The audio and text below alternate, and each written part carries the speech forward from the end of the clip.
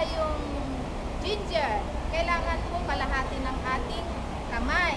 Sa laki, ano po mga kapatid. At meron pong itong rice vinegar na kailangan din natin doon sa paggawa po natin ng appetizer. Ngayon, ang gagawin po natin, kailangan hugasan natin ang ating mga ingredients at balatan natin. Unang-una, gawin natin ang vinegar. Kailangan po natin ng rock sugar. I-boil po natin ang vinegar na kasama ang rock sugar. I-dissolve po natin ito. And then, keep stirring po para mahalo maigi yung sugar.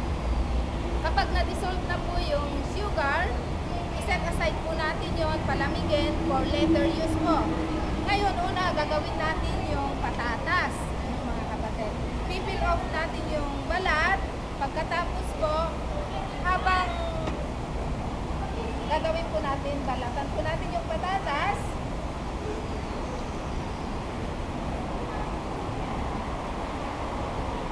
Like, 5 minutes pa, like, Ano? 5 minutes. Okay, okay. Ibabalat ko muna ha. Nice naman po natin yung carrots at kailangan po strips yung pagkakat natin sa kanya at medyo kung ano po yung size ng patatas, ganun din po ang dapat na lahat ng mga ingredients ang paghiwa. Ano po mga kapatid?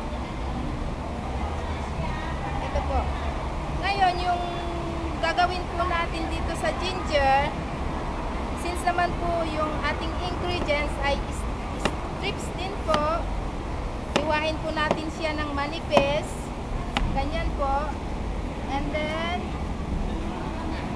hiwain din po natin siya ng manipis.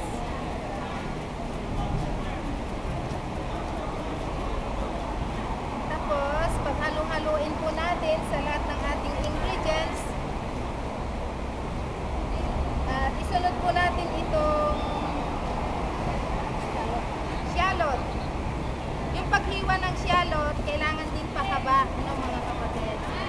Ganyan po ang pagkahiwa niya. At kailangan din po siyang manipis.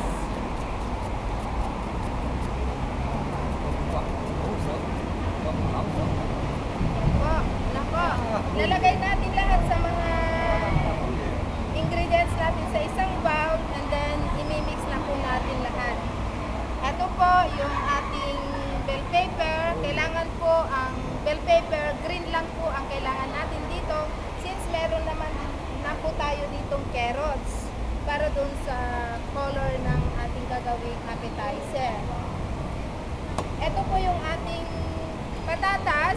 Kailangan po itong patatas habang hinihiwa po natin, ibabad po sa tubig na may asin para to avoid become dark po at saka matanggal yung starchy nung patatas. Pagka nahiwa na natin lahat ng patatas mga kapatid, magpakulo po tayo ng tubig at i-blanch po natin ang patatas. Saglit lang po yung ating pagbablance para crunchy po yung magiging outcome ng patatas. Pagkatapos i-drain po natin siya, palamigin natin at for later use naman po ito.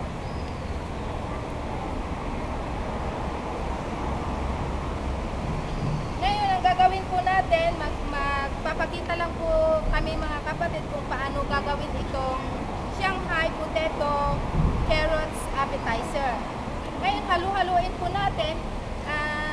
Gusto po namin ibigyan ng pansin po yung ating niluto lang na ingredients mga kapatid ay yung patatas lang. Rest of the ingredients ay raw na po mga kapatid. Ayan. Ay, halo na po natin mga kapatid yung ating mga ingredients. Ibubuhos naman natin itong pinakulo ang rice vinegar with rock sugar po. Ito ang gagawin natin mga kapatid. Napakasarap na appetizer ito. Kapag ginawa po ninyo ito sa inyong mga amo, sigurading 100% po, o hindi lang 100%, kundi 101% na mai-inlove ang amo sa inyo. Dahil gaganahan sila sa pagkain, yun lang po mga kapatid, kung tumaba na yung inyong mga amo, baka kayo'y sisihin naman sa sarap ng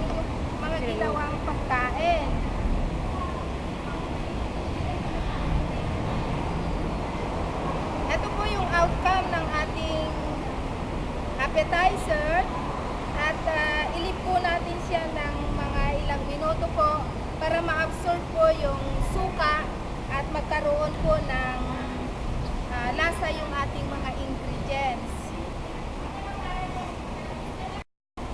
Doon naman po mga kapatid sa mahilig sa spicy food, kung gusto po ninyong dagdagan ng ingredients, pwede pong lagyan natin ito ng ground black pepper po to give more effect of the taste po mga kapatid. Ito po yung pinaka-outcome ng ating Shanghai Potato Carrots Appetizer po. Yan po mga kapatid ang ipine-present po ng Area 2 na aming recipe for this month, Buklod Meeting of May po mga kapatid. Thank you po so much. Enjoy your food po.